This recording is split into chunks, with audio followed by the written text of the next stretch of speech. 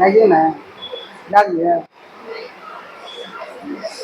हम लोग पढ़ रहे हैं लाइफ साइंस का एक बहुत ही इम्पोर्टेंट चैप्टर, सेल। पिछले क्लास में आप लोगों को सेल के बारे में कुछ बेसिक बातें बताई गई थी कि सेल किसको बोलते हैं, सेल कैसा होता है, सेल का शेप कैसा होता है, सेल कितना बड़ा हो सकता है, दुनिया का सबसे बड़ा सेल कौन सा है, छोटा सेल को लिखाया था। ये सब बात कहाँ तक लिखाया था मेरे ख्याल से? अच्छा, ये लिखाया था कि ह्यूमन बॉडी में स्मॉलेस्ट सेल कौन सा है?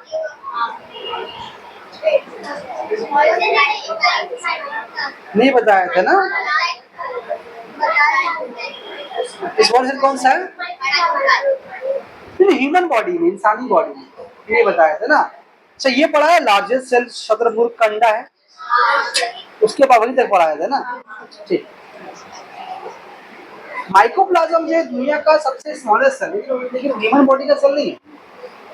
वो ह्यूमन बॉडी का सेल है, ह्यूमन बॉडी के बस से बाहर एक यूनिसेलुलर एनिमल है जिसका एक सेल का जानदार है, वो एक सेल का ही जानदार है, वो एक खुलिए वाला होता है, उसको बोलते हैं माइकोप्लाज्म। जो इसका सेल दुनिया का सबसे छोटा सेल अब तक डिस्कवर जो जाना गया सेल के बारे में। और बताया था कि कुछ सेल्स इतने बड़े होते हैं कि जो बहुत लंबे होते हैं। उसमें कौन था? एक न्यूरॉन था, और उसकी लंबाई कम से कम 3 फीट के आसपास भी हो सकती है। ठीक। न्यूरॉन सेल के बारे में क्या खास बताया था न्यूरॉन सेल के बारे में? कि न्यूरॉन सेल एक ऐसा सेल जो डिवाइड नहीं होता है। उसका जितना क्वांटिटी एक बार बन गया, बस बन गया, अब उसका सिर्फ साइज बढ़ता है, क्वांटिटी में वो नहीं बढ़ता। ये सेल डिवाइड नहीं होता। लेकिन डर यार, वो हमारे बॉडी का सबसे लंबा लॉन्गेस्ट सेल है, लॉन्गेस्ट सेल। और सबसे लार्जेस्ट सेल कौन सा है? ऐसे जनरल बात करें तो शुतुरमुर्ग का अंडा है ना। अब आइए थोड़ा सा आगे चले, इन्हीं बातों के लिए आगे चले कि इंसानी बॉडी में सबसे बड़ा सेल कौन सा है, लार्जेस्ट सेल ह्यूमन बॉडी। सब बात तो बहुत काम आने वाला है इसमें।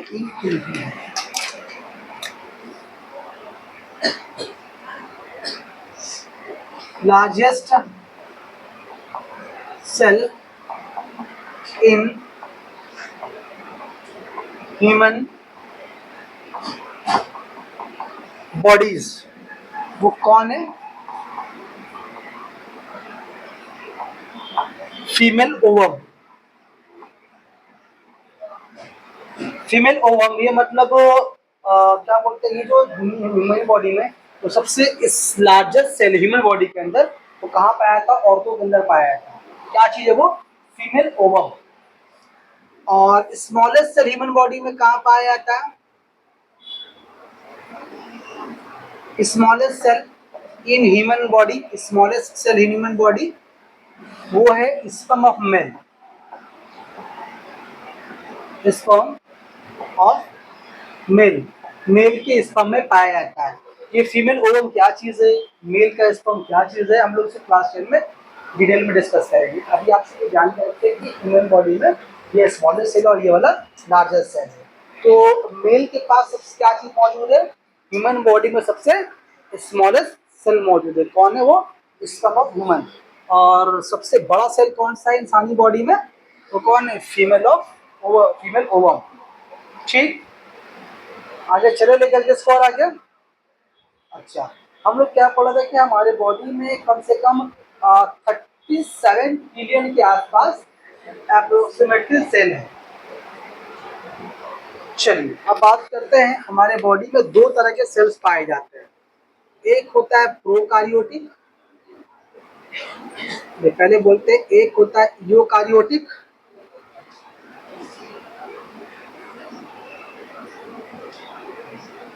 एक होता है यूकारियोटिक, इसमें भी डालना पड़ेगा।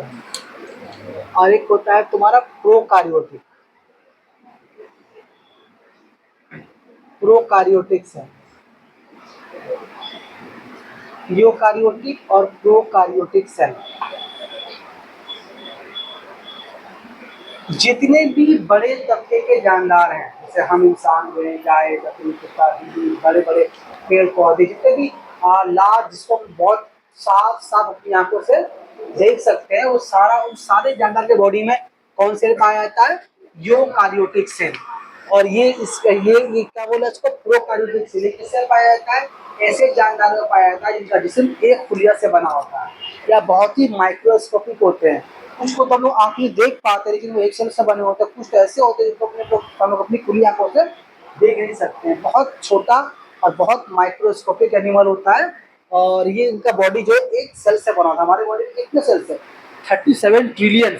और कुछ जानवर दुनिया में ऐसे भी जिनका बॉडी सिर्फ किससे बना हुआ है, एक सेल से बना हुआ। जो कौन कौन शामिल होता है, बैक्टीरिया है, अलगी है, फंगस है, यस्ट है, ये सब माइक्रोस्कोपिक एनिमल है।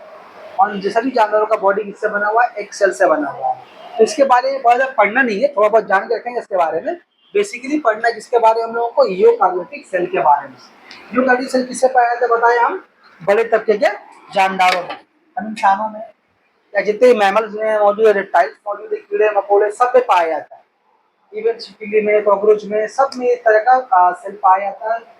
सभी पेड़ पौधों में पाया जाता है, जिसको हम लोग बड़े बड़े जानवर को देख रहे हैं, अपने आप को देख पा रहे हैं। उसमें क्या पाया जाता है, सारे जानवरों में यूकार्योटिक सेल पाया जाता है।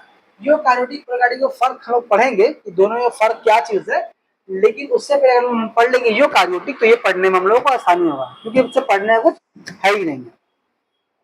यूकार्योटिक सेल क्या होता है, यूकार्योटिक सेल में खास तरह का डिजाइन होता है। खास डिजाइन का बोलने का मतलब क्या होता है कि इस सेल का अपने खास शेप होता है। इस सेल का अपने खास शेप होता है। इससे बहुत सारे इंपॉर्टेंट सेल ऑर्गेनल्स पाए जाते हैं। वो क्या चीजें भी आपको हम आगे बढ़ लिखेंगे तो बताएंगे। देखिए सपोज कीजिए फॉर एग्जाम्पल सपोज कीजिए ये हम लोगों का एक सेल है, ओवल शेप इस तरह का बनाया है, कभी कभी रेक्टेंगुलर शेप का होता है। तो जो रेक्टेंगुलर शेप का होता है वो किसमें होता है, प्लांट सेल में होता है। एनिमल सेल होता है वो इस तरह का ओवल शेप होता है। एकदम ऐसा गोल नहीं हो सकता है, थोड़ा सा अजीब तरह गोल भी हो सकता है, लेकिन मोटा मोटा देखने में इस तरह का होता है। ये एक सेल होता है और सेल के अंदर एक सेल समझ लीजिए, और सेल के अंदर में एक बहुत ही इम्पोर्टेंट रकीब या लिक्विड बोल सकते हैं, गाढ़ा लिक्विड बना होता है, जिसको लोग बोलते हैं प्रोटोप्लाज्म। क्या बोलते हैं उसको, मतलब प्रोटोप्लाज्म। इसको उर्दू में मादा हयात भी बोलते हैं। मतलब जो प्रोटोप्लाज्म है, यही प्रोटोप्लाज्म आपके सेल को जिंदा रखने में बहुत इंपॉर्टेंट रोल प्ले करता है। ये लिक्विड का बना होता है, तो गाढ़ा लिक्विड का बना होता है और वो सेल के अंदर भरा हुआ एक तरह गाढ़ा लिक्विड है। लिख दे बगल में, एक थिक लिक्विड है, थिक लिक्विड है। तुम बोलना चाह रहे हो, अच्छा प्रोटो, अच्छा सॉरी सॉरी,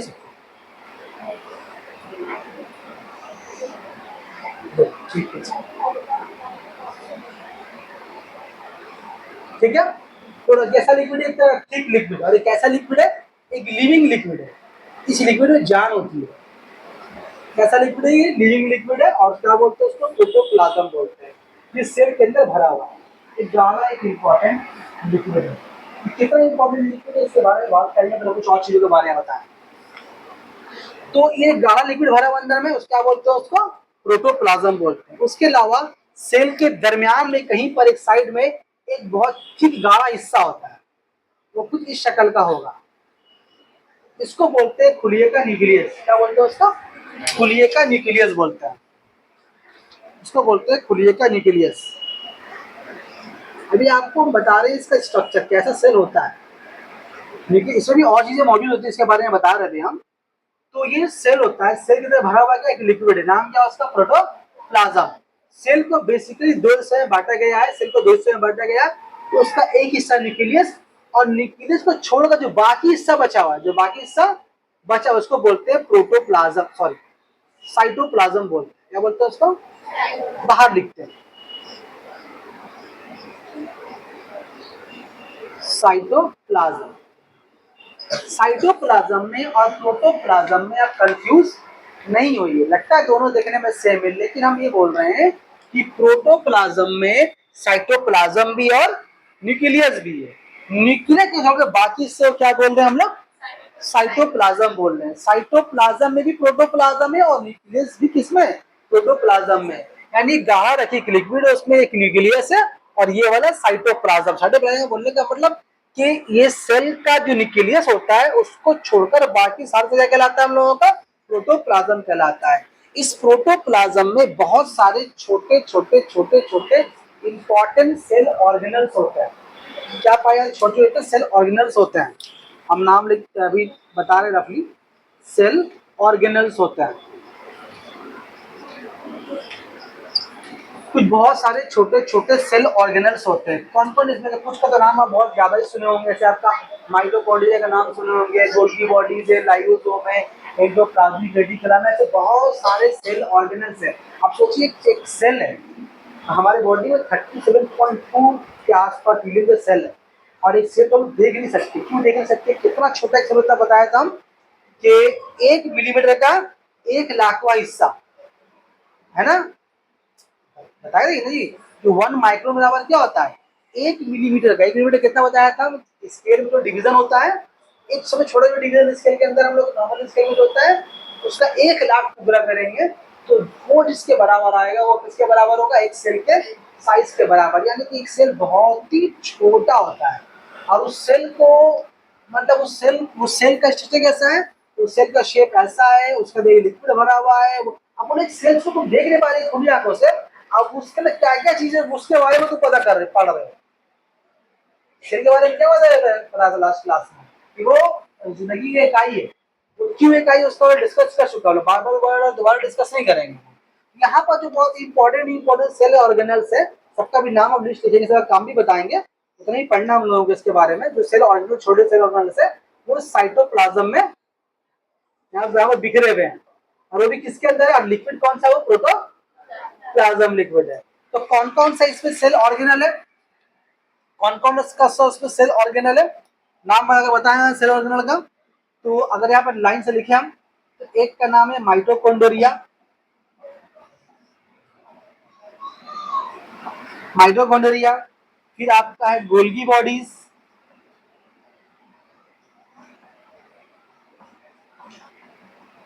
गोल्गी बॉडीज के अलावा आपका है प्लास्टिड। प्लास्टिड के अलावा इसमें आपका है सेंट्रोजोम। सेंट्रोजोम के अलावा आपका उस पर लाइसोजोम।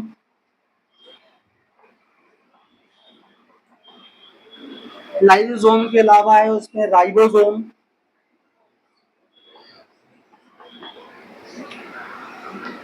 राइबोसोम के अलावा इसमें है वैक्यूल।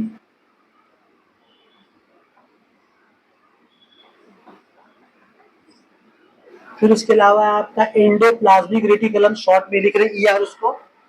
फिर आपका है माइक्रोट्यूब्यूल्स।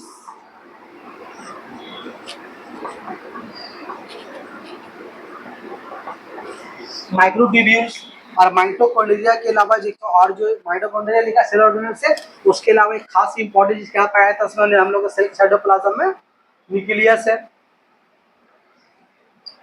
न्यूक्लियस के अंदर क्या पाया जाता है,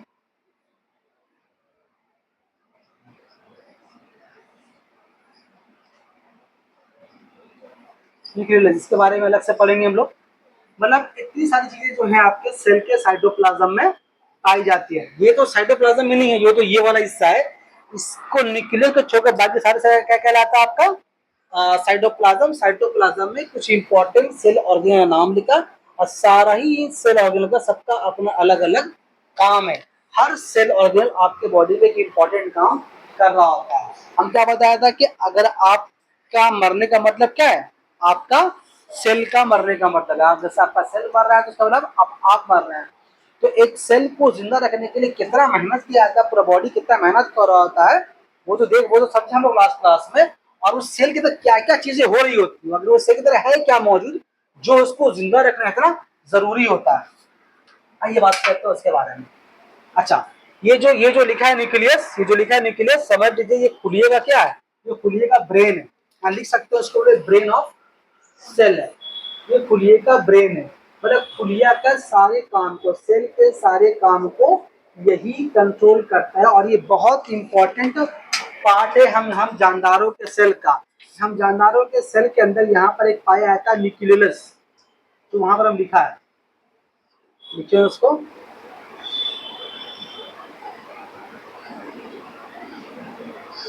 न्यूक्लियस पाया जाता है और इसके अंदर कुछ फाइबर्स होते हैं, कुछ रेशियो होते हैं इसके अंदर, जिसको हम लोग बोलते हैं क्रोमोसोम, जिसको लोग बोलते हैं क्रोमोसोम, जो क्रोमैटिक मैटर से बने होते हैं।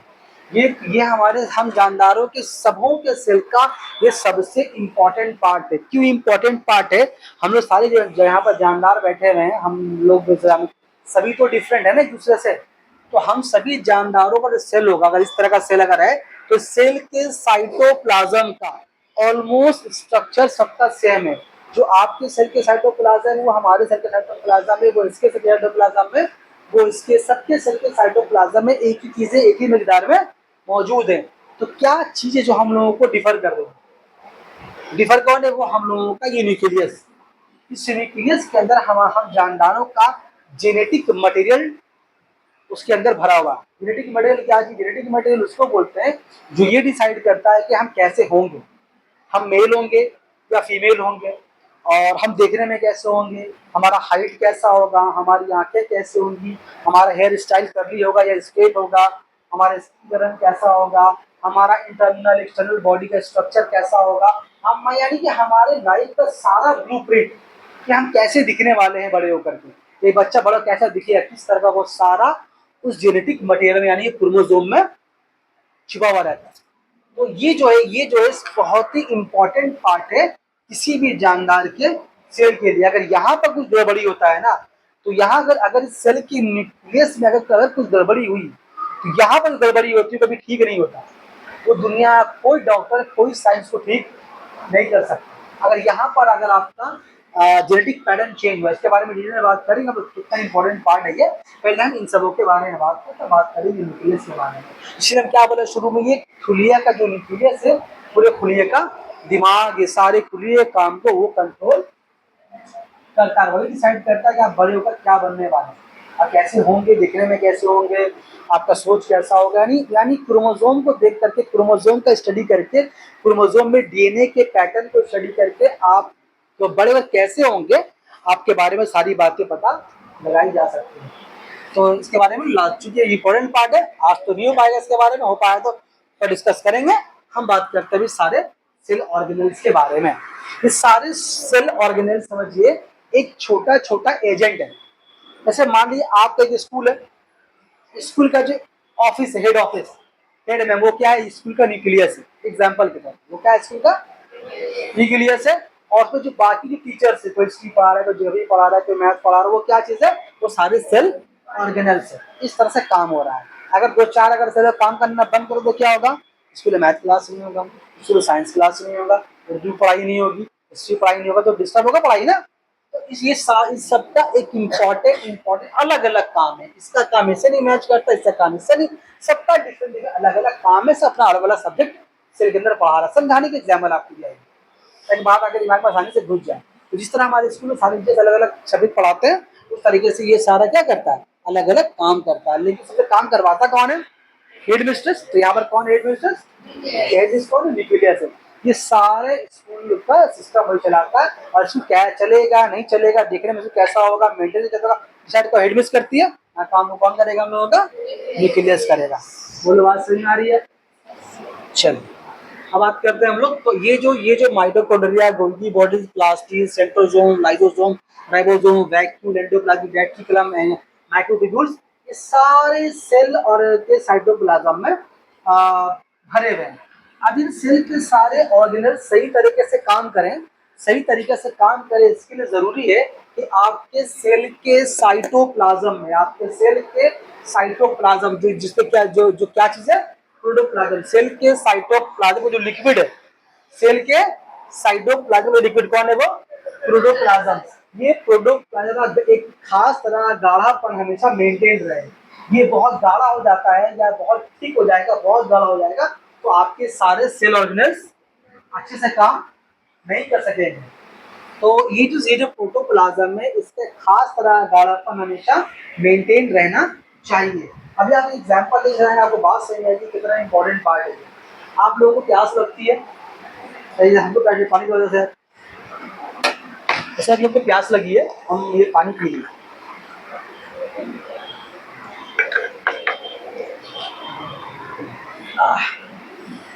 पानी पी लिया, तो हम लोगों को प्यास के रस कहाँ होता है? जुबान से होता है। मुंह सूखा सूखा लगता है पानी पीना चाहिए, है ना? तो ये जो पानी पी रहे होते हैं, हमको लगता है कि हमारा जुबान सूख गए, हमको प्यास लगी है, लेकिन हकीकत में हम लोग के जुबान को प्यास नहीं लगी होती है। प्यास किसको लगी होती है? हमारे सेल के इसी साइटोप्लाज्म को प्यास लगी होती है। देखिए सेल के साइटोप्लाज्म, यानी पानी पी रहे किसके लिए? हम लोग को पता चलेगा हम अपने लिए पानी पी रहे थे, आज मालूम हम अपने लिए पानी नहीं पी रहे हैं, हम लोग किसी और के लिए काम कर रहे हैं। तो हम लोग किसके लिए पानी पी रहे हैं? इसी सेल के साइटोप्लाज्म में जो प्रोटोप्लाज्म इसे गाढ़ापन को मेंटेन करने के लिए, वो इसलिए मेंटेन करने के लिए सारे ऑर्गेनल सेल ऑर्गेनल सही तरीके से तभी काम कर पाएंगे जब इनके प्रोटोप्लाज्म का खास तरह का डेंसिटी या खास तरह गाढ़ापन हमेशा मेंटेन रहे। ये बहुत गाढ़ा अगर हो जाता है ना, साइटोप्लाज्म काम करना बंद कर देते हैं या इनका फंक्शन स्लो हो जाता है। जब इनका फंक्शन स्लो होगा तो क्या हमारे सेल का फंक्शन स्लो होगा, सेल का फंक्शन स्लो होगा यानी हमारे पूरे बॉडी का फंक्शन, क्योंकि हर एक सेल ने हमारे बॉडी को बनाया है, अगर सेल के फंक्शन स्लो होंगे तो हमारे बॉडी का फंक्शन भी स्लो होगा। अब हमें प्यास क्यों लगती है? जब हम देखो जब हम बहुत ज्यादा काम कर रहे होते हैं, जब बहुत गर्मी पड़ रही होती है तो हमारी बॉडी से पसीने की शक्ल में पानी जो रिस कर बाहर कंटिन्यू आ रहा होता है, या कभी कभी बहुत मेहनत कर लेते हैं, बहुत ज्यादा काम कर लेते हैं, मुझे हम लोग को बहुत ज्यादा प्यास लगती है। ऐसा होता है प्यास लगती है, या पसीना ज्यादा निकल गया, गर्मी के मौसम में ज्यादा अक्सर प्यास लगती है। ये जो पानी हमारे बॉडी से बाहर आ रहा था पसीने की शक्ल में, कौन सा पानी बाहर आ रहा होता है? यही हमारे प्रोटोप्लाज्म में जो पानी है वो पसीने की शक्ल में बाहर आ रहा है। बात समझ में आ रही है? बाहर आ रहा है, और जब ये पानी बाहर आ रहा है तो रिजल्ट क्या हो रहा है? सेल में जो गाढ़ापन है वो और ज्यादा गाढ़ा हो जा रहा है, जिसमें सेल ऑर्गेनल काम करने में बहुत तकलीफ होती है। तो सारा सेल मिल करके ब्रेन को कंप्लेन करता है, क्या हुआ ऐसे रहेगा हम लोग, ये बोलते क्या हुआ, बोले प्यास लगी है पानी मंगवाओ, तो हमारा ब्रेन करता क्या, हमारे जुबान को सूखा कर देता है। क्योंकि अगर ब्रेन तो बोलेगा नहीं, हम लोग काम करवाता है ब्रेन में, हम क्या करेंगे, जुबान सूख गया तो हम लोग लगता है जुबान सूख पानी पी लेते हैं। अरे जुबान को पानी चाहिए नहीं होता, जुबान को सूखा किसने करवाया? ब्रेन ने करवाया। हम लोगों ने पानी पी लिया, ब्रेन का ठीक चलो काम हो गया, आदमी कुछ मालूम नहीं हुआ, लेकिन पानी पेट में गया, पानी फिर अपने बॉडी में एब्जॉर्ब होगा, कहाँ पर जाएगा? आपके बॉडी के सेल में जाएगा। अगर आपको अच्छा एग्जाम्पल अगर आपको दे, हम बता रहे उसको आ रहे हैं, तो कभी एग्जाम्पल देखिएगा आपको समझ में आएगा। भी कभी कभी किसी को अगर आपके घर में कोई कभी ऐसा हादसा हुआ होगा, किसी को डायरिया हो गया है या बहुत ज्यादा लूज मोशन या वॉमिटिंग बहुत ज्यादा हो रहा है, तो जब लोग क्या डॉक्टर क्या बोलता है? पहले डॉक्टर क्या बोलता है? अगर नॉर्मल डॉक्टर क्या बोलता है? ORS पीजिए, ORS वाला ही पानी में जितना पी सकते हैं पीजिए। क्यों पीने बोलता है वो? कि आपके बॉडी में पानी जो है वो तेजी से लूज मोशन वॉमिटिंग के जरिए पानी आपके बॉडी से बहुत तेजी से निकल गया, तो बॉडी पानी की कमी हो जाती है। तो बॉडी पानी जब कमी हो जाती है तो डॉक्टर क्या करता है कि बोलता है कि आप इसको ORS की शक्ल में पीजिए। ORS क्या होता है? एक खास तरह का लिक्विड है जिसमें आयोन्स पाए जाते हैं, वो बॉडी में जल्दी एब्जॉर्ब होता है, इस पानी के मुकाबले वो जल्दी एब्जॉर्ब होता है। लेकिन जब बहुत ज्यादा क्रिटिकल कंडीशन होता है, डॉक्टर बोलता है क्या है, जैसे मालूम होगा कि 10 उल्टी हो गया और 20 लूज मोशन हो गया, तो अगर ऐसे आदमी को तुम देखोगे ना, तो वो आदमी अगर ऐसे चल नहीं सकेगा, जिसको वजह वॉमिटिंग होती है, इस तरह का प्रॉब्लम होता है, लेकिन आदमी चल नहीं सकेगा, चेहरा तो सूख जाता है उसका। डॉक्टर बोलता है कि इसको इमीडिएटली अस्पताल में एडमिट कीजिए, जल्दी से पानी चढ़ाना होगा। क्यों डॉक्टर बोलता है जल्दी पानी चढ़ाना होगा? और पहले पूछता है कितनी बार हुआ, कब कब हुआ है, पूछता है। तो डॉक्टर क्या करता है, क्या कंडीशन देख लेगा बहुत ज्यादा हुआ है तो बोलेगा क्या जल्दी से चढ़ाने के लिए। क्यों क्यों बोले? क्योंकि वो समझ जाता है इसका सेल का जो प्रोटोप्लाज्म है, ये प्रोडक्ट वो बहुत गाढ़ा हो गया है, ये सारा सेल ऑर्गन काम करना अगर बंद कर दिया तो सेल इसका मर जाएगा। सेल मरेगा मतलब होता है, अगर सही टाइम पे अगर डायरिया कंट्रोल नहीं किया तो आप मर भी सकते हैं, और ऐसा हादसा होता भी है, हालांकि ये नॉर्मल चीज है। लेकिन अगर डॉक्टर को जब लगता है कि ये नॉर्मल ORS ऐसी पिलाने से ठीक हो जाएगा, तो डॉक्टर उसको नॉर्मल ORS पिलाता है। डॉक्टर को लगता है कि जो ORS पिलाएंगे बॉडी में जाएगा, वो एब्जॉर्ब होगा, बहुत टाइम लगने वाला है, हो सकता है 2 घंटे में मर जाए, 3 घंटे में मर जाए। डॉक्टर करता है क्या, डायरेक्ट खून में ही डाल देता है, क्योंकि मेरे पेट में जाएगा वाटर, वो एब्जॉर्ब होगा, फिर उसको सेल में ले आएगा, बहुत लंबा कहानी है ना। डॉक्टर करता है क्या, डायरेक्ट खून में ही पानी कस में घुसा देता है, अब डायरेक्ट ब्लड में जा रहा है, बॉडी सेल में एब्जॉर्ब हो रहा है, बट आपको वो शॉर्टकट रास्ते हमारे सेल के प्रोटोप्लाज्म में पानी पहुंचाने का। बोले बात समझ में आ रही है? तो अब सोचिए कितना इंपॉर्टेंट काम है हमारी बॉडी का ये।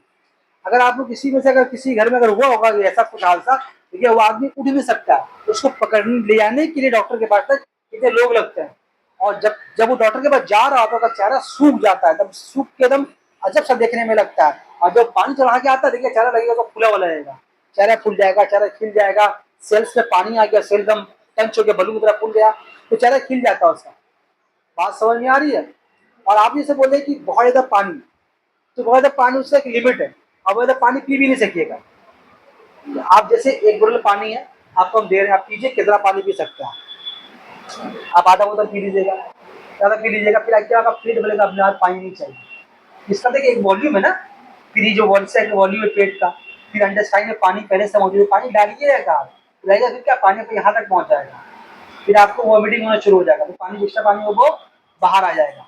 बात समझ में आ रही है? तो आप एक्स्ट्रा पानी पी नहीं सकते। हाँ, अगर आप पानी फिर भी रेगुलर पी रहे हैं तो आपका यूरिनेशन ज़्यादा होगा, आपका पेशाब ज़्यादा होगा, बार बार यूरिन करने जाएंगे। बात समझ में आ रही है? ये बात समझ में। तो उस जरिए पानी आपका बॉडी से, मतलब यूरिन का सिस्टम में कैसा होता है, बॉडी में पानी की खास लेवल को वो मेंटेन है, ज़्यादा हो जाएगा तो आपका यूरिनेशन होगा। बात समझ। अब आप नोटिस कीजिए, गर्मी के मौसम में आपको प्यास ज़्यादा लगती है, सर्दी के प्यास आपको कम लगती है। सर्दी के मौसम में पसीना ज़्यादा निकलता नहीं है, तो पानी ज़्यादा बाहर बॉडी से जाता नहीं है, तो पानी की दरकार ज़्यादा पड़ती नहीं है। गर्मी के मौसम में ये दरकार ज़्यादा पड़ता है। बात समझ में आ रही है? और अगर बरसात के मौसम में देखिएगा, बरसात के मौसम में क्या होता है, अगर आप नोटिस किए होंगे अपने बॉडी का फिजियोलॉजी को, अगर नोटिस किए होंगे कि बरसात के मौसम में अगर बारिश बहुत ज़्यादा हो रही है तो आपको प्यास भी लग रही है, पसीना तो नहीं भी हो रहा है, तो बरसात जब मौसम ठंडा होता है तो आपको यूरिनेशन का दरकार ज़्यादा पड़ता है, बार बार जाने का दरकार पड़ता है। वो किस लिए पड़ता है कि बॉडी में पानी पी भी रहे हैं आप, बॉडी से पानी बाहर जा भी नहीं रहा है, तो बॉडी या तो खुद ब खुद टॉयलेट इधर खींच के लेके जाके बॉडी से पानी को बाहर निकालो। सब बॉडी का फिजियोलॉजी है, बॉडी से काम करता है, बॉडी से काम करवा लेगा। मतलब अगर हम ऐसा बोले कि बॉडी से बड़ा कोई डॉक्टर नहीं है, इतना डॉक्टर दुनिया बैठा हुआ है, सबसे बड़ा डॉक्टर कौन सा है? हमारा बॉडी। आपका बॉडी हर बात का वो सिग्नल लेता है, वो हर बार आपको ठीक करने की कोशिश करता है। इसका अच्छा एग्जाम्पल ये है, आप ये समझ लीजिए, ऐसा मान लीजिए मेरा ये टीवी स्क्रीन है, हम एक कंपास लें तो कस के 2-4 स्क्रैच मार दें, हम ऐसा नहीं करेंगे, हम पागल नहीं है, मार दे स्क्रैच कर दें, तो स्क्रैच इसमें रह गया, परमानेंट रह गया। लेकिन अगर आपके बॉडी में स्क्रैच कर दे, कंपास से बड़ा स्क्रैच कर दे, नहीं करेंगे, फिर मान लीजिए कर दिया, आपके बॉडी में स्क्रैच कभी पड़ जाता है, तो क्या वो परमानेंट वैसे ही रहता है? वो ठीक होता है। इसका मतलब क्या, बॉडी खुद को ठीक करना जानती है, बॉडी एक तरह का डॉक्टर है, बॉडी अपने आप को ठीक कर लेती है। आपकी बॉडी कितने जख्म होते हैं, कितना पिंपल दाना निकलता है, बहुत कुछ होता है, लेकिन आपकी बॉडी अपने आप ठीक हो जाता है। तो बॉडी एक बहुत बड़ा डॉक्टर तो खुद को हील कर सकता है। एग्जाम्पल सुनाने के लिए कि इसका स्क्रैच कभी जिंदगी में खत्म नहीं होने वाला, लेकिन आपके बॉडी का स्क्रैच खत्म हो जाता है वक्त के साथ। हाँ, पीछे पीछे के बाजू के पास लग गया, और ये ऐसा पानी पानी का क्या बोला था, भूल गया बात, हम याद आएगा तो बोले तो समझा है पानी कितना है, पानी जो पिए किसके लिए पी रहे हैं हम। अब इसके काम के बारे में बात ही नहीं किया, अभी किस बारे में बात किया, प्रोटोप्लाज्म को पानी का दरकार हमेशा रहता है, इसी के लिए हमारा पानी पीते हैं। तो पानी किस लिए पीते हैं? बस सिर्फ इसी प्रोटोप्लाज्म का थिकनेस बरकरार रहे और इस सारे सेल वगैरह ठीक से काम कर सके, बस इसी के लिए हमारा पानी पीते हैं। बात समझ में आ रही है? चलिए आगे आइए। अब आइए बात करें हम लोग, अब इसके अंदर बहुत सारे सेल ऑर्गेनल्स है। पहला बात किसके बारे में करें, देखिए जो इस पर लिखा उसके बारे में पहले हम लोग बात करेंगे, लाइन से बात करेंगे इसके बारे में। अभी हम न्यूक्लियस के बारे में बात नहीं कर रहे, ठीक है, न्यूक्लियस के बारे में बात नहीं कर रहे, और सेल वॉल और सेल रिमेन के बारे में बात नहीं कर रहे। जब हम इसके सेल ऑर्गेनल्स के बारे में बात कर रहे हैं, छोटे छोटे सेल ऑर्गेनल्स जो खुलिए के साइटोप्लाज्म में मौजूद हैं, तो उनमें सबसे पहला नाम किसका लिखा है? माइटोकॉन्ड्रिया का नाम लिखा है। ये क्या चीज है, इसको बोलते हैं खुलिए का पावर हाउस कहते हैं। इसके बारे में कई बार हम डिस्कस कर चुके हैं कि ये हमारे बॉडी में जो एनर्जी पैदा हो रही है वो इसी माइटोकॉन्ड्रिया की मदद से पैदा हो रही है। जितना भी खाना खा लें, जितना भी अच्छा खाना खा लें आप, अगर आपके बॉडी में माइटोकॉन्ड्रिया ठीक से काम नहीं कर रहा है तो आपके बॉडी में एनर्जी पैदा हो ही नहीं सकती है, आप एनर्जी मिलेगा नहीं। एनर्जी नहीं मिलने का मतलब क्या हो रहा है, आपके बॉडी में एनर्जी नहीं मिलेगा, आपके बॉडी का कोई पार्ट काम नहीं करेगा यानी कि आप मर जाएंगे, क्योंकि हमारे बॉडी के सारा पार्ट जो चल रहा है, लंग, हार्ट, किडनी, सबको दरकार किसकी है? एनर्जी की दरकार है। एनर्जी पैदा कहाँ पर हो रहा है? हमारे सेल के साइटोप्लाज्म, माइटोकॉन्ड्रिया उसको पैदा कर, हालांकि हालांकि एनर्जी आ रहा है खुराक से, खुराक हजम होकर जा रहा है सेल के साइटोप्लाज्म में, कौन सा लेके जा रहा है? ब्लड लेके जा रहा है। ब्लड के जरिए जो साइटोप्लाज्म में जो हमारा वो कार्बोहाइड्रेट, प्रोटीन, फैट जो हजम होकर के आ रहा है, उसको ब्रेक करने में माइटोकॉन्ड्रिया का हेल्प रखता है। सिर्फ माइटोकॉन्ड्रिया अकेले इस काम को नहीं करता, क्या दरकार पड़ता है? ऑक्सीजन का दरकार पड़ता है। कहाँ से आता है? फेफड़े के जरिए। अब देख रहे कैसे पूरा सिस्टम काम कर रहा है। अगर हम ऐसा, अभी तो आपको समझाया कि हम लोग पूरे सेल को जिंदा रखने के लिए काम कर रहे हैं। अगर थोड़ा आप डीपली सोचे ना अपने बारे में, अपने बारे में सोचे कि सोचिए ये पूरा यूनिवर्स, ये पूरी दुनिया, ये पूरा यूनिवर्स, जितना ज़्यादा दुनिया में चीजें बनाई है, ये सारी चीजें आपको जिंदा रखने के लिए काम कर रही है। जमीनी गर्दिश, दिन रात का होना, हवाओं का चलना, दरियाओं का बहना, पेड़ पौधों का उगना, हवाओं, मतलब जितनी भी चीज दुनिया में कुछ हो रही है, वो सिर्फ और सिर्फ आपको जिंदा रखने के लिए। क्योंकि सूरज के बगैर क्या चीज मुमकिन नहीं है? फोटोसिंथेसिस मुमकिन नहीं है। फोटोसिंथेसिस नहीं होगा तो बोलिए खाना नहीं बनेगा, ऑक्सीजन गैस भी नहीं बनेगा, तो आप खाइएगा क्या? एनर्जी कहाँ से पैदा कीजिएगा? तो जब ये सब चीजें हो रही है यूनिवर्स में, तभी तो आपको खाना मिल रहा है, तभी तो आपकी बॉडी में एनर्जी पैदा हो रही है। हमारी बॉडी एनर्जी कौन है? वो सूरज की एनर्जी है ना, पढ़ा हम लोग फोटोसिंथेसिस में पढ़ा। तो अगर आप गौर करें तो ये सारा यूनिवर्स जो है ना, हमें और आपको, यानी कि हमारे सेल को जिंदा रखने के लिए काम कर रहा है। तो कितना बड़ा, अगर हमारे लिए एक बर्तन कपड़ा आके दे, मतलब कितना सॉरी बर्तन में कपड़ा दे दिया, मेरा मदद कर दिया, कितना बड़ा काम कर दिया। लेकिन सोचिए ये जो यूनिवर्स है, ये पूरा यूनिवर्स हमारे और आपको जिंदा रखने के लिए काम कर रहा है। यानी हम लोग की मामूली चीज तो, इंसान को मामूली चीज नहीं है। आपको लगता है कि आप एक मामूली इंसान होंगे, मामूली लड़का बच्चा है, उल्टा पुल्टा काम जिंदगी गुजार रहे हैं, ये कर रहे हैं, वो कर रहे हैं, मतलब लाइफ को आप लाइफ ही ले रहे हैं, जानवर जिंदगी गुजार रहे हैं। लेकिन अगर आप खुद के बारे में सोचेंगे ना, तो आप हैरान रह जाएंगे कि आप कितना इंपॉर्टेंट है। यानी जिस यूनिवर्स अल्लाह ताला ने कितना इंतजाम किया सिर्फ आपको जिंदा रखने के लिए, तो इसका मतलब हमारा बेकार तो, यानी जितना भी इसके अलावा जितने भी जानदार दुनिया में मौजूद है, किसके लिए मौजूद है? हम इंसानों को जिंदा रखने के लिए मौजूद है। जो भी कुछ इस दुनिया में वो सब हमारे आपको जिंदा रखने के लिए। तो हम लोग वाकई कुछ हैं, अगर खुद को पहचान लो। ये बात समझ में आ रही है? इसीलिए इंसान को क्या बनाता है? अशरफुल मखलूकात है। दुनिया की पूरी यूनिवर्स, पूरी कायनात की सबसे बड़ी मखलूक है। फरिश्तों से ऊपर का दर्जा है, जिन्नात से ऊपर का दर्जा है। तो ऐसे ही नहीं अल्लाह ताला बोल रहे हैं। अगर तुम खुद का अगर हकीकत पा लेगा ना, मतलब तुम क्या बन जाएगा, तुम खुद भी नहीं सोच सकता। मेरी बात समझ में आई? बात टॉपिक भटक रहा है, बात थोड़ा सूफियाना हो जाएगा तो चल जाएंगे हम। हाँ, सूफियाना बात हो जाएगा ना। वो एक अल्लाह हमें बड़ा एक शेर है ना कि खुद ही में जाके पाजा सुरागे जिंदगी, कि मेरा ना बनता ना बन अपना तो बन। समझ में किसी को नहीं आएगा ये बात है ना? आपको समझ में आ गया होगा, आपको तो बिल्कुल नहीं समझ में आया होगा। कहाँ मायने बोलने कहाँ चले गए हम लोग? तो कभी अगर रात में बैठो ना, तो 1.5-2 घंटा रात में लेटे सोचो कि यार हम क्या चीजें, सारा चीज मेरे लिए काम कर रहा है। अरे हम लोग कुछ हैं, मामूली तो नहीं, हम कुछ हैं। अब तुम उसको मोबाइल देखने में, रील्स बनाने में गुजार रहा है, तो तुम जानवर से भी खराब इंसान है। इंसान तो रहे भी जानवर ही है तुम। तो ये क्या बोलते हैं? खुली का इसको पावर हाउस बोलते हैं। अब इसके जरूरी है कि प्रोटोप्लाज्म गाढ़ापन एक खास लेवल में मेंटेन रहे, तब ये काम कर सकेगा। तो एक इंपॉर्टेंस है ऑर्गेनल है। अगर इसको आप बाद दे दें तो फिर आप बाद जाइएगा। कहाँ आएगा? 3 नंबर बीमारी है एक तरह। अगर माइटोकॉन्ड्रिया, किसी किसी को होता है माइटोकॉन्ड्रिया ठीक से काम नहीं करता है, किसी किसी का बॉडी है माइटोकॉन्ड्रिया से काम नहीं करता, तो जल्दी थक जाएगा, जल्दी हाँपेगा, जल्दी इसको नींद आएगी, काम करने का मन नहीं करेगा, तो थकावट रहेगा। ऐसी ही बहुत हमारे आसपास होते हैं जो बहुत थोड़ा ताज़ा होते हैं, बहुत एनर्जेटिक होते हैं। इसका मतलब उनके बॉडी में माइटोकॉन्ड्रिया बहुत फुल एनर्जी में काम कर रहा है। आज समझ में आ रही है? चलिए आइए, वो याद है, वो आप जानते हो जो हम लोग का प्लेयर है विराट कोहली, तो कौन सा पानी पीता है? वो उसका एक पानी की कीमत कितना होता है हम लोगों को? है 4,000 कुछ रुपया लीटर है उसका पानी। वो आता ब्राजील से आता पानी पीने के लिए। जो वो मतलब क्या पी रहा हूँ, हम नाला का पाइप वाला पानी पी रहे हैं। और लोग कौन, तो वो लोग फिटनेस देखे, वो लोग ये सब पानी नहीं पीता भाई।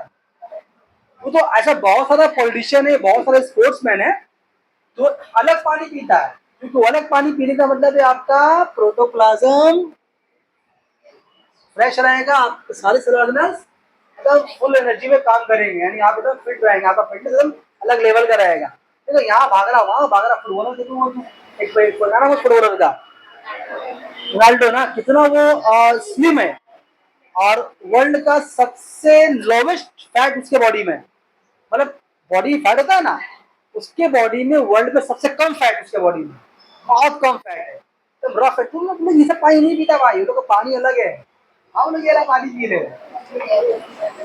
है ना। चलो ठीक है मेरे भाई। तो माइटोकॉन्ड्रिया काम क्या देखिए, काम सुन लीजिए, लिखा हुआ है तनफ्फुस के अमल मतलब रेस्पिरेशन के दौरान माइटोकॉन्ड्रिया में अंजाम पाता है। इस अमल में ऑक्सीजन की मदद से गिजाई मात्रा, जो हम पढ़ चुके हैं तो रीड कर दे रहे हैं, गिजाई मात्रा यानी कि फूड मटेरियल का ऑक्सीडेशन होता है, जिस नतीजे में तवानाई पैदा होती है, और उस तवानाई की वजह से इंसान अपने सारे कामों को अंजाम देता है। ठीक, तो किसके बारे में पढ़ लिया हम लोग माइटोकॉन्ड्रिया के बारे में पढ़ लिया। चलिए आइए, अभी गोल्गी बॉडीज के बारे में नहीं पढ़ेंगे, अभी पहले लोग पढ़ लेते हैं किसके बारे में, प्लास्टिड के बारे में।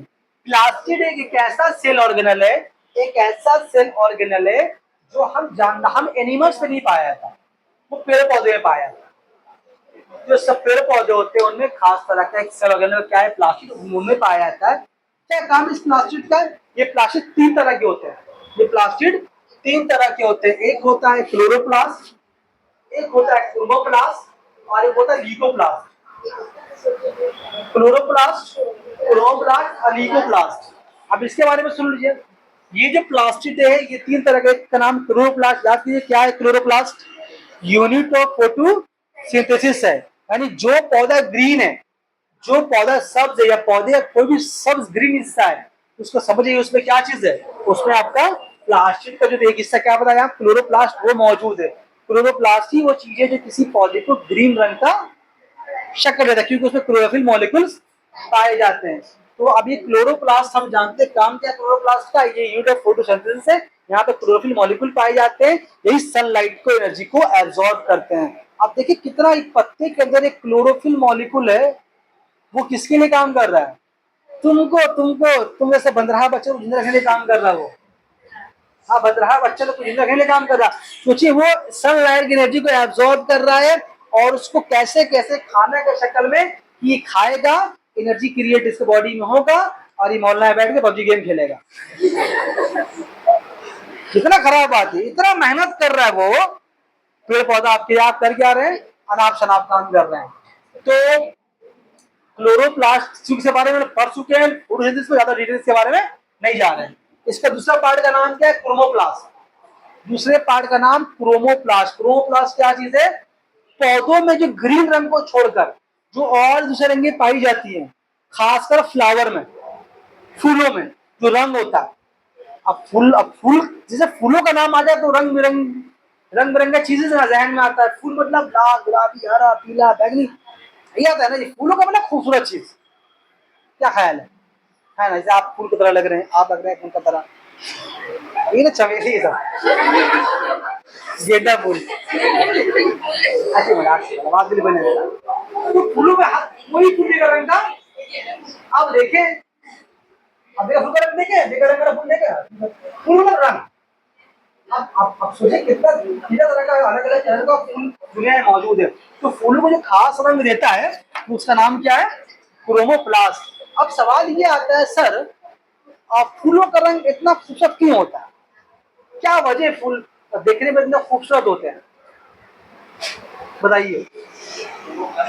मतलब ना, क्यों होते हैं, उसका रीजन क्या है, इसके अब इसमें भी एक जिंदगी का राज छिपा हुआ है। अभी फूलों खूबसूरत होना, और अगर फूल हमारे बॉडी में नहीं उग रहा, पौधे में उग रहा है, फूलों का खूबसूरत होना भी हमको और तुमको जिंदा रखने में काम कर रहा है। बोलिए अब ये कैसी बात आ गई सर। अच्छा, अगर मान लिया रमजान के महीने में मार्केटिंग करने के लिए गए या कपड़ा खरीदने के लिए गए, तो बहुत सारा शोरूम में कपड़ा टंगा हुआ रहता है, आपकी नजर सबसे ज्यादा किस पे जाती है, जो कपड़ा ज्यादा खूबसूरत होगा, कलरफुल होगा, बहुत अच्छा डिजाइन बना होगा, लड़का लोग का, अगर लड़की होगा ये मोती बना, ये काम किया हुआ, वो काम किया हुआ, ये लड़का लोग का शर्ट पैंट नॉर्मल गंजी देखने में अच्छा लग रहा, इसलिए लड़का अच्छा तलाश करता है। आजकल तो आराम सलामी पे लड़का भी पहन रहा है, आजकल लड़का लोग दुपट्टा बट्टा आजकल ओढ़ रहा है। हाँ, लड़का लोग भी आजकल तो जो नहीं बोले छोड़ देना।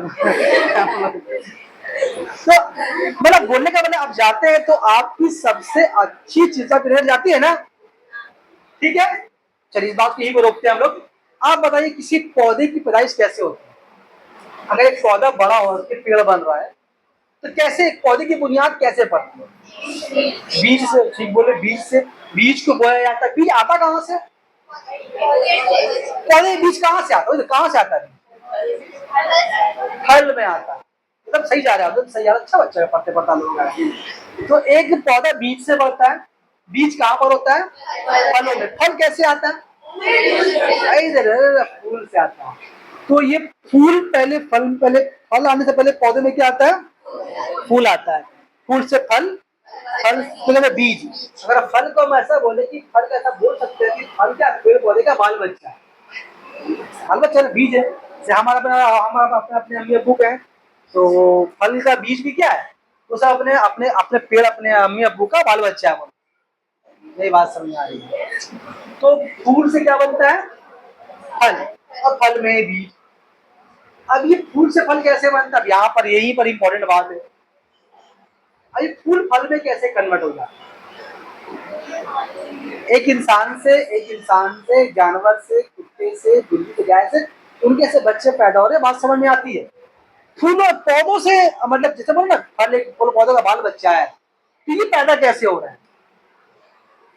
तो पहले समझ, जिस तरह हम इंसानों में मेल फीमेल होता है, वैसे पौधों में भी मेल फीमेल होता है। जिस तरह हम इंसानों का रिप्रोडक्टिव ऑर्गन होता है, रिप्रोडक्टिव ऑर्गन मतलब ऐसे ऑर्गन जिसके जरिए ज्यादा अपने बच्चों को, औलादों को दुनिया में पैदा करता है। तो पेड़ पौधे भी वैसे ऑर्गन होते हैं। वो कौन है? फ्लावर। फूल जो होते हैं पेड़ पौधे के रिप्रोडक्टिव ऑर्गन होते हैं। मेरी बात को ध्यान सुनिएगा। फूल क्या होते हैं? पेड़ पौधे के रिप्रोडक्टिव ऑर्गन होते हैं कुछ। और फूलों के अंदर ही मेल और फीमेल गैमेट्स दोनों। फूलों को खूबसूरत होना कि वो आप समझाना चाह रहे हैं, उसे मेल और फीमेल गैमेट्स दोनों होते हैं। और कुछ पौधे ऐसे होते हैं जिसमें सिर्फ मेल पार्ट होते हैं, मेल गैमेट्स होते हैं। कुछ पौधे ऐसे होते हैं जिसमें सिर्फ फीमेल गैमेट्स पैदा होता है। हम एग्जाम्पल दे रहे हैं, मान लीजिए यहाँ पर एक पेड़ है, इसमें सिर्फ मेल गैमेट्स, यहाँ पर एक पेड़ है इसमें सिर्फ फीमेल गैमेट्स। दोनों पेड़ एक उस तरफ, एक यहाँ से काफी दूर है। अब ये मेल फीमेल गैमेट्स आपस से मिलेंगे तब एक बीज बनेगा। अब एक बीज बनेगा, फिर उस बीज से फल पैदा होगा। आप सोचिए, एक पेड़ मान लीजिए आपका फूल बगान में, और एक पेड़ मान लीजिए आपका ऊंचा माठ है, खानका के पास में। ऊंचा माठ है ना, खानका, वहां पर है। अब इन दोनों पेड़ के आपस से मिलने से एक नया बीज बनेगा। अभी कैसे होगा? बोला ना, ये भी दुनिया चल रही है ना, आप गौर करेंगे ना तो आपको हर चीज में अल्लाह ताला का एहसान नजर आ रहा। तो अब कैसे होता है वो? इसमें सबसे इम्पोर्टेंट काम कौन करता है पता है आपको? मधुमक्खी, भौरा, तितली, ये लोग काम करते। ये लोग करते क्या है? उन फूलों में रस चूसने के लिए बैठते हैं। उन फूलों में रस को, उसका अर्क को चूसने के लिए बैठते हैं। और वो एक फूल से, एक पेड़ से, एक पेड़, एक पेड़ से, एक पेड़, एक पेड़ से वो घूमते रहते हैं। तो वो अपना खाना हासिल करने के लिए जा रहे हैं, ठीक है। अब वो मान लो एक फीमेल फूल में बैठे, उस रस चूसे, तो रस चूसते वक्त क्या हुआ? उस पैरों में फीमेल गैमेट्स लग गया। अब वही वाला मान लो मधुमक्खी उड़ते उड़ते उड़ते उड़ते वहां चला गया, ऊंचा मार का पेड़ है, वहां चला गया, वो मेल गैमेट्स वहां पर मौजूद है। अब वहां पर बैठ के रस चूसा, तो उसके टाइम में जो फीमेल गैमेट्स लगा हुआ उसका कुछ पार्टिकल्स उस फूल के पास पहुंच गया, वो रस चूस के अपने छत्ते पे चली गई। अब मेल फीमेल गैमेट आपस में मिल गया। यहाँ से भी एक प्रोसेस शुरू होगा, उसको बोलते हैं फर्टिलाइजेशन।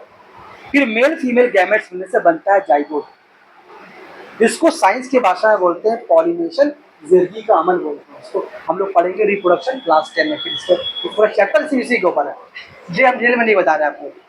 तो वो जब उसे फर्टिलाइजेशन होगा, तो जब वो फूल आहिस्ता आहिस्ता झड़ जाएगा, बीज में वो थोड़ा सा फल में कन्वर्ट होगा, फिर फल आहिस्ता बड़ा होगा। ये बात समझ आ रही है? तो यहाँ हम ये बोल सकते हैं कि मधुमक्खी कीड़ा एक इंसेक्ट, ये मुशाता काम किया, अगर बात अगर नेगेटिव बोला जाए तो इससे क्या भाई, एक नए पौधे की पैदाइश हुई, अब उससे एक नया फल पैदा हुआ, एक उसमें एक नया बीज। आप सोच या देखिए, अगर ये कीड़ा मकोड़ा, तितली, मधुमक्खी, ये सब अपना काम करना बंद कर दें, एक मामूली कीड़ा मकोड़ा है ना जी, एक मामूली कीड़ा है, तो एक तितली भी उनको अभी उड़ते उड़ते चले आए ना, वो डर जाएगी, ऐसा करेगी ये लोग सब। तो सोचिए कि देखो अब जितना के लिए काम करे ये लोग हमारे पीछे पड़ा हुआ है ना। एक तितली जो है तो छोटा सा इंसेक्ट है जी, तो उसका क्या ही हैसियत है, लेकिन वो जो काम कर रही है, वो काम से क्या आपको जिंदगी मिल रही है, कैसे? अब उस तो जो वो जो बीज फर्टिलाइज हुआ, जो नया फल बना, फल में जो बीज है उसको फिर आप बोलेंगे, फिर नया पौधा। यानी एक पौधे में, मान लीजिए एक पेड़ में, अगर वो माने आम का पेड़ है, अगर एक पेड़ में कितना आम होगा, सेम होता होगा, हजारों में होता होगा, उस हजारों आम से गुठलियां निकल रही है, गुठली कहीं निकल जाता होगा, कभी कभी खा के फेंकते हैं वहां, तो वहां से पौधा निकलना। तो ऐसे करते करते क्या होता है, पौधों की पैदाइश होती है। अभी पौधे जब पैदाइश होगी तो क्या होगा, ऑक्सीजन को एब्जॉर्ब करने वाला एजेंट दुनिया में बढ़ेगा, ऑक्सीजन देने वाला एजेंट बढ़ेगा, खाना बनाने वाला एजेंट बढ़ेगा दुनिया में। तो किससे फायदा किसको मिलेगा, डायरेक्टली उसको, हमें और आपको मिलेगा। आप लोगों ने किन किन लोगों ने my name is Khan movie देखा है? कोई देखा है माय नेम इज खान? एक मूवी थी शाहरुख खान की, कोई देखा है? कोई नहीं देखा आप लोगों ने?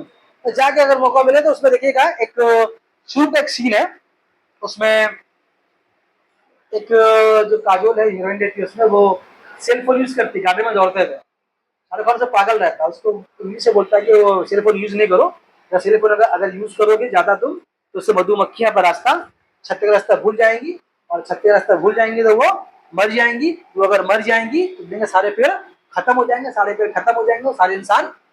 इस प्रयोग बता, इस प्रोसेस को पूरा फिल्म में एक्सप्लेन किया।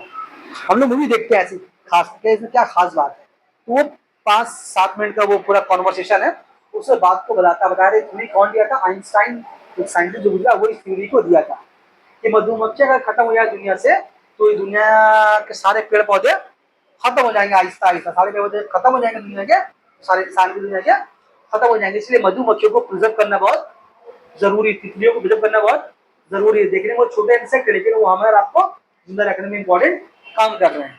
यहाँ पर वो जवाब नहीं मिला, फुल कलरफुल क्यों है ना? अभी इम्पोर्टेंट बात की काम समझ गए, इम्पोर्टेंट क्या है? आप एक तितली उड़ रही, समझ लोगों कौन है, वो आप लोग हैं। आप निकले हैं मोतिहारी में, टूरावटी में कपड़ा खरीदने, और आप खोज रहे कहाँ से हम कपड़ा लें, तो क्या तलाश कीजिएगा आप? सबसे खूबसूरत जगह में बैठिएगा, तो जो सबसे खूबसूरत फूल होगा, जो सबसे खूबसूरत फूल होगा वो उसका, मतलब वो उसकी तरह के बैठेगा। फूलों, जितने फूल खूबसूरत होंगे वो अपने करीब उतने ही ज्यादा भौरों को, तितलियों को अट्रैक्ट करेंगे। तो कोई फूल ज्यादा खूबसूरत है, वो उतने ही इंसेक्ट को भी तरफ अट्रैक्ट कर रहा है। या ऐसा बोले कि इंसेक्ट उन फूलों के कलर को देख करके बहुत खुश हो रहा है और वहां जाना पसंद कर रहा है। अगर तुम किसी फूल के गार्डन में चले जाओ, तो जहां ज्यादा कलरफुल वाले फूल मौजूद है, तितलियां उसी को ज्यादा मंडलाती है। नहीं बात समझ आ रही? तो फूलों का रंग होता है, जो फूलों का रंग होता है, वो कीड़े मकोड़ों को अट्रैक्ट करने के लिए मुदियाली में होता है, टुकड़ापट्टी में, आइए भाई यहाँ ये बोलेगा, यहाँ ये है ना, बोलता है ना। आप टुकड़ापट्टी में चले जाए, ऐसा तो दमाद आए या अरे आइए करता है ना, सब बुलाता है। तो यहाँ में क्या करते हैं, अच्छा दुकान जो यहाँ पे लगता है अच्छा, वहीं जाते हैं। तो ऐसे फूल भी कीड़े मकोड़ों को अट्रैक्ट करने के मतलब बुला रहे होते हैं। अब वो सिग्नल तो देख के तो नहीं बुलाते हैं, वो अपनी खूबसूरती को जाहिर करके बुलाते हैं कि देखो मैं खूबसूरती, तो मेरे पास आओ। इसलिए आप जाती है, अरे वाह चलो यहाँ बैठ के फूल बहुत खूबसूरत है, अब वो खाने के लिए बैठा वहां पर, अब उसको भी नहीं मतलब क्या कर रहे हैं, लेकिन काम से कौन करवा रहा है, ऐसी बात है, कोई तो काम करवा रहा है। तो इस तरह से फूलों का रंग में जो क्लोरोप्लास्ट है, वो इस काम को करने में मदद करता है।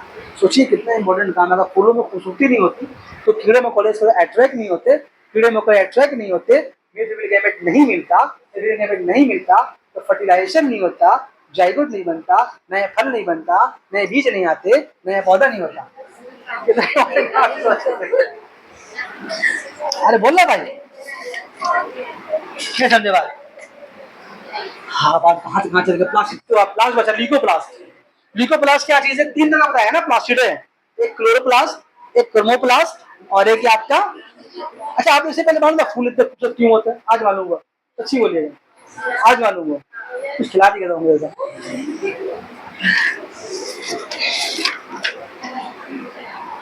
तो प्लास्टिड में एक और नाम क्या होता है, ल्यूकोप्लास्ट। ये वहां पाए जाते हैं जो पौधे को उन हिस्सों में पाए जाते हैं जहां पर पौधों के हिस्सों में जो रोशनी से दूर रहते हैं, जो लाइट से, जहां जिसका कांटेक्ट लाइट से डायरेक्ट नहीं है। आमतौर पर पौधों के ऐसे हिस्सों का रंग हल्का सा व्हाइट या क्रीमी होता है। ऐसे पौधों का जड़ है ना, वो कैसा कलर का होता है? पौधों के जड़ में क्या होता है, उस पर कलर होता नहीं है, वो हल्का सा व्हाइट होता है या क्रीमी होते हैं या थोड़ा मडी कलर के होते हैं।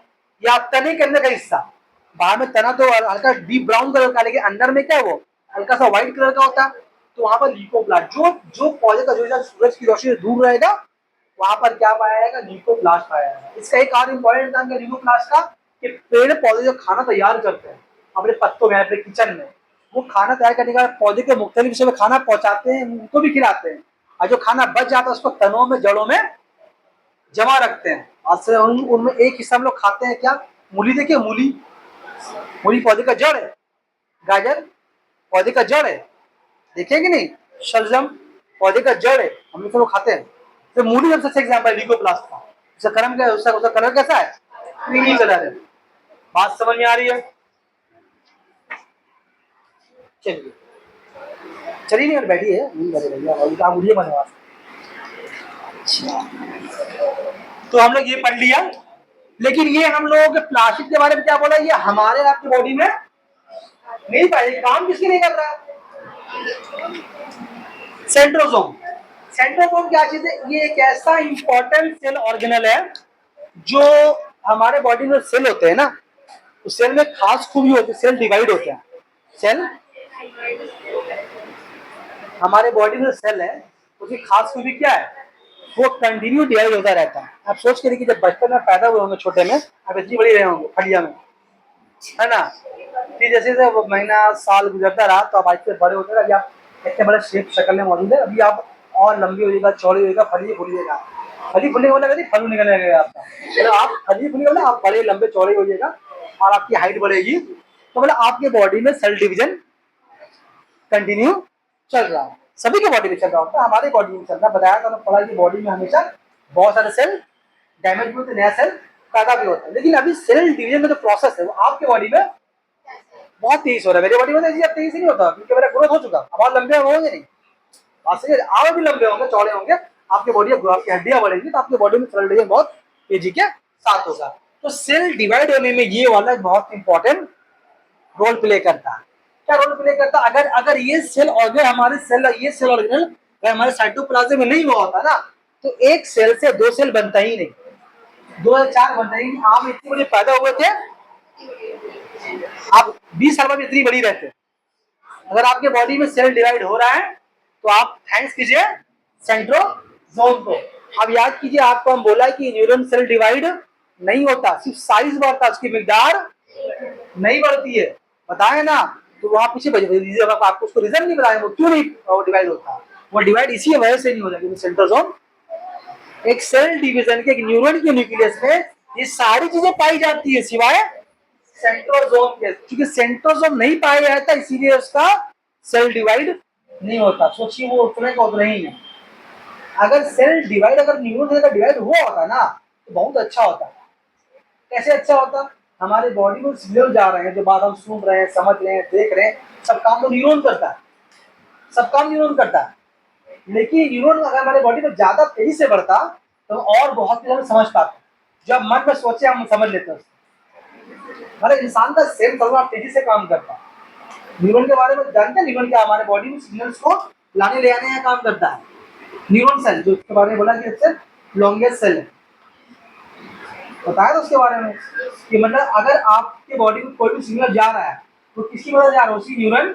ऐसे मान लीजिए रास्ते में आप चल रहे हैं, रास्ते में आप चल रहे हैं, चलने आपके पैर में कील चुभ गए, एक कील चुभ गया, अब क्या करते हैं उसको, अगर बहुत देर के बाद मालूम होती है, आपको एकदम फौरन मालूम हो जाता है अगर बॉडी में कील चुभा। तो आपके बॉडी में जो ऑर्गन रिसेप्टर है, सेंस इसको बोलते हैं स्कीन, वो उसको रिसीव करता है, वो उसको न्यूरॉन सेल को देगा, न्यूरॉन सेल उसको लेके कहाँ से जाएगा, दिमाग के पास जाएगा, दिमाग पे लेके क्या हुआ, वो कील चुभा है तो दिमाग करे क्या, आपको पैर को वापस सीधा लेगा कि पैर को नीचे दबाना नहीं है। मतलब ये कील गड़ा, यहाँ खबर पहुंच गया, खबर वापस आ भी गया, आपने पैर को रोक लिया और आपने धीरे धीरे पैर को उठा लिया और आपका हाथ वहां पहुंच गया। कहाँ पर? और पैर को अपने होते हुए जितना ज्यादा आपका हाथ पहुंचेगा और आपके मुंह से आह की मुंह की आवाज निकलेगी, अगर कील को निकालने लगे आपकी आंखों से आंसू गिरेगा। ये सारा काम ब्रेन करवाता है, सीरीज न्यूरॉन की मदद से करवाता है। मतलब आपके पैर के आपके मसल्स को कॉन्ट्रैक्शन का सिग्नल देगा कि मसल्स खींच जाओ, पैर अपने आप उठ जाएगा, हाथ अपने आप उस तरह चला जाएगा। कील निकालेंगे और आंसू क्यों निकलता है बताया था ना? आंसू क्यों निकलता है? आंसू दर्द के एहसास को कम करने के लिए निकलता है। आंसू जो है जब तकलीफ होती है, जब चोट लग जाती है बहुत हम लोगों को, तो उस दर्द को कम करने के लिए आंखों से आंसू निकलता है। आप देखिए कभी अम्मा अपने क्लास में कस के मार खा लीजिए आप, कान में हरा हो गया, खून रो रहे, लेकिन रोते रोते टाइम आता है आपका वो दर्द खत्म हो जाता है। तो क्या होता है वो आंसू की वजह से आता है। जितना जल्दी आंसू निकलेगा आपको उस तकलीफ जल्दी अब देखिए आपका आंसू निकलेगा, आपको मालूम है ठीक तो है, मारिन तो काल हो गया, अब भाई तो है। अगर आप रोए नहीं तो आप उसको मन में बैठा दिए तो आपको वो महीना आपके मन में मैंने कहा वो मारिन था, और रो दिए तो भूल गए तो फिर मार खाएंगे। ये एग्जाम्पल भी है अब्बा का मार खाने वाला, अम्मा का मार खाने वाला, लेकिन दर्द का जो एहसास है वो आंसू की वजह से कम होता। आंसू का और भी रीजन है, बहने का एक वजह से ये है। कहाँ से कहाँ बात आ गई जी? सेंट्रोसोम है। तो सेंट्रोसोम की मदद से हमारे सेल का न्यूक्लियस बोलो डिवाइड होता है। अगर ये सेंट्रोसोम ना हुआ होता तो सेल का न्यूक्लियस डिवाइड करने का डिवाइड नहीं होता। ठीक है, चलिए आइए अब आइए बात करें किसके बारे में? लाइजोसोम के बारे में। कितना इंपॉर्टेंट सेल ऑर्गेनाइजेशन।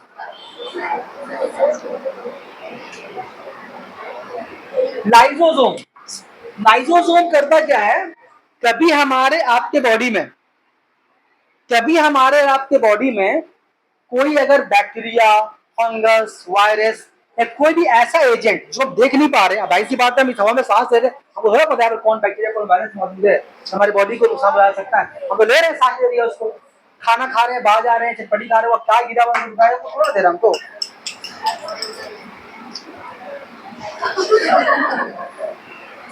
वो तो दिखाई नहीं दे रहा, वो दिखाई नहीं दे रहा, हम तो खा तो ले रहे हैं उसको। तो बोले अपना हमारे बॉडी में हर वक्त कंटिन्यूसली खाना खाते वक्त, सांस लेते वक्त, पानी पीते वक्त बहुत सारे बैक्टीरिया, फंगस हमारे बॉडी में इंटर कर रहे होते हैं। तो उसको मारने का काम कौन करती है? लाइसोसोम। ये किसका हेल्प करते हैं? हमारे बॉडी के ब्लड में एक सेल नाम है WBC, व्हाइट ब्लड कॉर्पोसेल्स, इसका हेल्प करती है हमारे बॉडी में दाखिल होने वाले बैक्टीरिया, फंगस, वायरस को मारने में। इसको बॉडी का इम्यून सिस्टम से ताबीर करते हैं कि बॉडी का वो इम्यून सिस्टम है। मतलब इम्यून का मतलब क्या होता है? बीमारी से लड़ने की ताकत। जिसका तो लाइसोसोम ठीक काम कर रहा है, मतलब वो जल्दी बीमार नहीं पड़ेगा। कुछ बच्चा ऐसा होता है, कुछ ऐसा होता है कि हर सीजन में बीमार है। सर्दी का अभी चल रही बुखार, उससे भी है, डेंगू आया उसमें भी है, वो डायरिया उसको भी होगी। जो बुखार जिस सीजन में जो बीमारी आ रहा है सबको वो मोल ले रही है कि हाँ बीमारियां है। आपको ऐसा होता है कि कोई भी मौसम आया लेकिन वो वायरल बीमारी का शिकार नहीं होता है, तो इसका मतलब उसका इम्यून सिस्टम बॉडी में जा भी रहा है वायरस तो उसको वो मार दे रहा है। तो लाइसोसोम ये काम कर रहा है, मतलब बॉडी में दाखिल होने बैक्टीरिया, फंगस को ये मार डालता है। इसका काम क्या होता है सुन लो पहले। ये खून के WBC में दाखिल होने वाले बैरूनी प्रोटीन, बैक्टीरिया, वायरस को मतलब हजम कर, मारता भी है, मार खा लेता है। कौन बोल रहा है कि उसको हजम कर लेता है, हजम करके खत्म कर लेता है। मतलब कि जो बैक्टीरिया, फंगस दिया है वो तलाश करके उसको खा लेता है। कौन? ये लाइसोसोम। और एक बात सुनो, ये गिजा की कमी लाइन बहुत इंपॉर्टेंट है।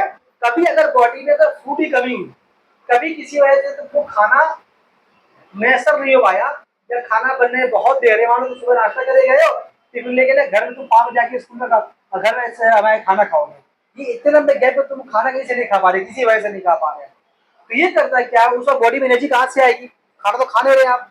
तो उस वक्त ये करता है क्या, हमारे बॉडी में एक्स्ट्रा प्रोटीन फैट जो जमा रखा हुआ है, यहाँ हमारे प्रोटीन फैट जमा रखा हुआ है, उसको क्या करता है वापस वो ग्लूकोज में कन्वर्ट करके वहां से एनर्जी पैदा करता है। ये बात समझ में आ रही है? जितना हम लोग खाना खाते हैं सब तो बॉडी में सब तो एनर्जी में खर्चा नहीं होता, कुछ बॉडी में जमा होता है। तभी तो हमारा बॉडी का मसल्स बन रहा होता है, फैट बन रहा होता है, मसल्स गोश्त बॉडी बन रहा होता है।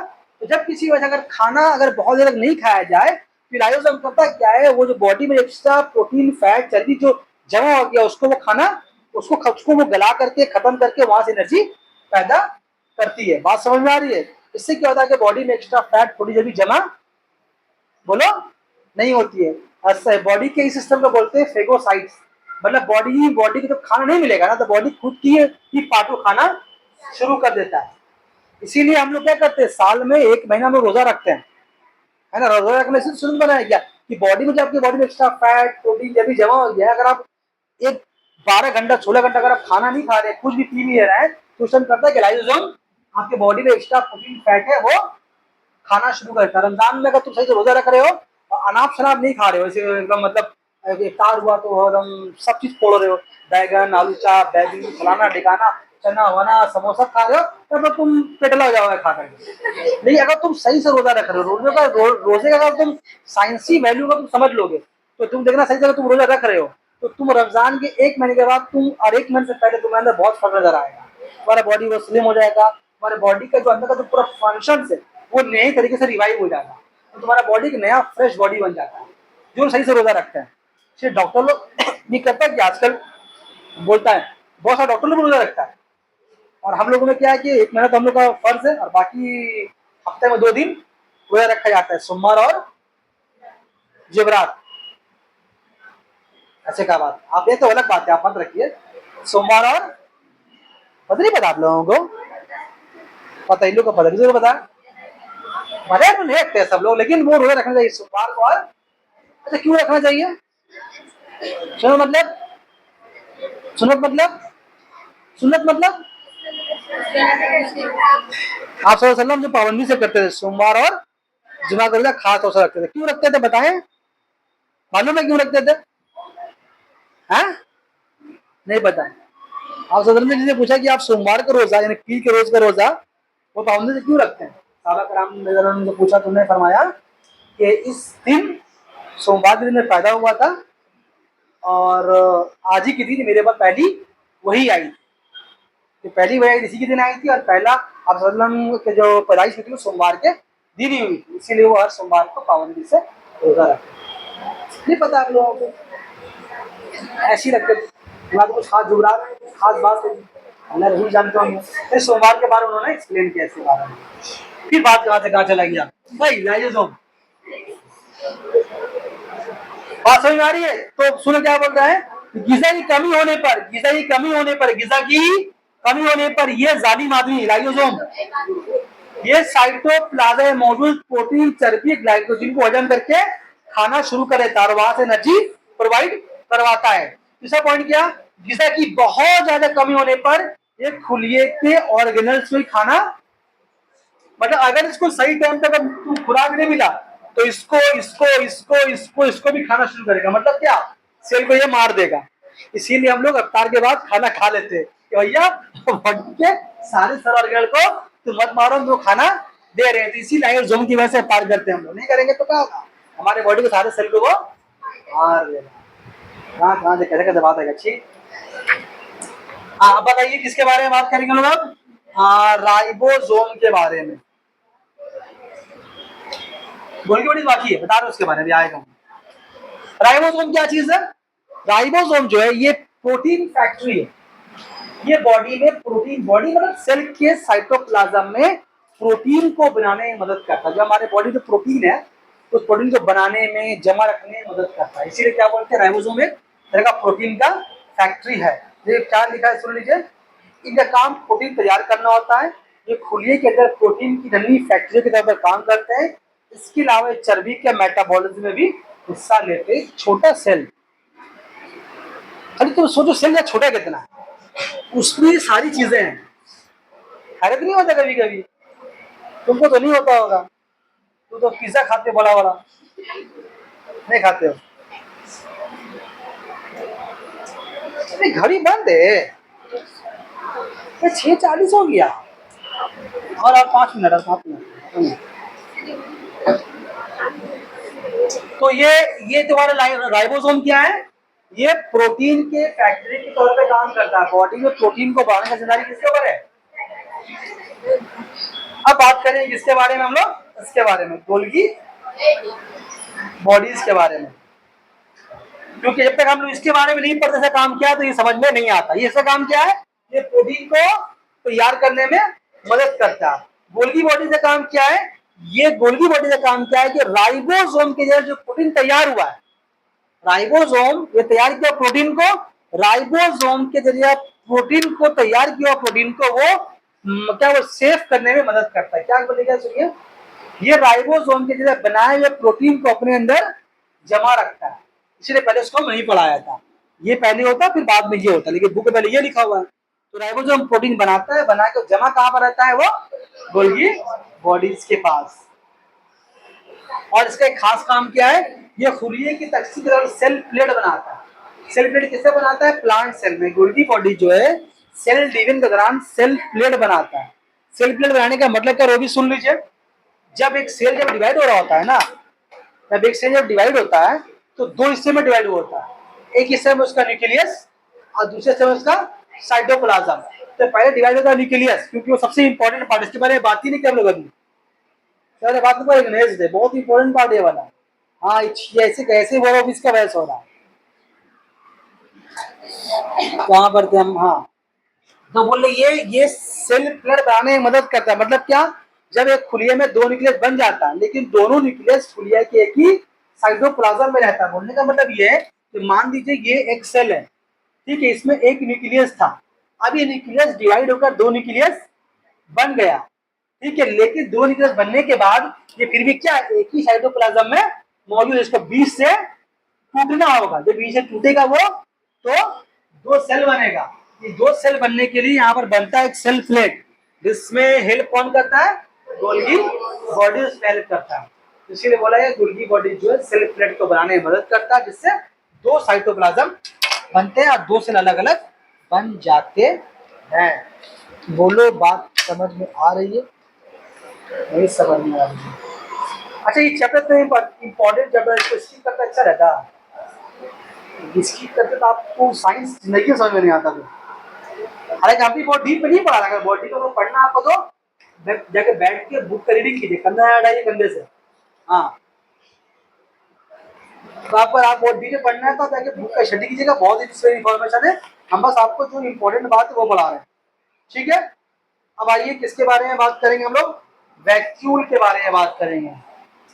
वैक्यूल के बारे में बात खत्म करेंगे, ठीक है। आज वैक्यूल क्या चीज है? सेल के साइटोप्लाज्म में कहीं कहीं छोटे छोटे बारीक बारीक सुराख है, कहीं कहीं बारीक बारीक ऐसे का सुराख है। सुराख के ऊपर क्या है? एक पतला झिल्ली है, और इसके अंदर क्या भरा हुआ है? इतना गाढ़ा लिक्विड भरा हुआ है, इतना गाढ़ा लिक्विड भरा हुआ है। मतलब सेल के अंदर भी आप समझिए, पाउडर को देख रहे हैं, पाउडर में बहुत छोटे छोटे सुराख अंदर में होते हैं ना। या गुल्ला को देखते हैं, गुल्ला को फाड़िएगा, अंदर में भी बहुत छोटे छोटे सुराख होंगे बीच में, वैसे सेल के अंदर भी होते हैं। उनका काम क्या होता है? अगर गुल्ला में देखें आप, जो शादी वगैरह में बनता होता है, तो दाबी को तो सॉफ्ट हो जाएगा, छोड़िएगा तो वो बोलो, अरे बोलो मैं, उसका हवा भरी रहती है ना, और दाबे का हवा बाहर निकल आती है, छोटे हवा भर जाएगी फिर वो। तो मतलब क्या, वो अंदर वैक्यूम खाली जगह है, वो गुल्ले को खास शेप दे के रखी है।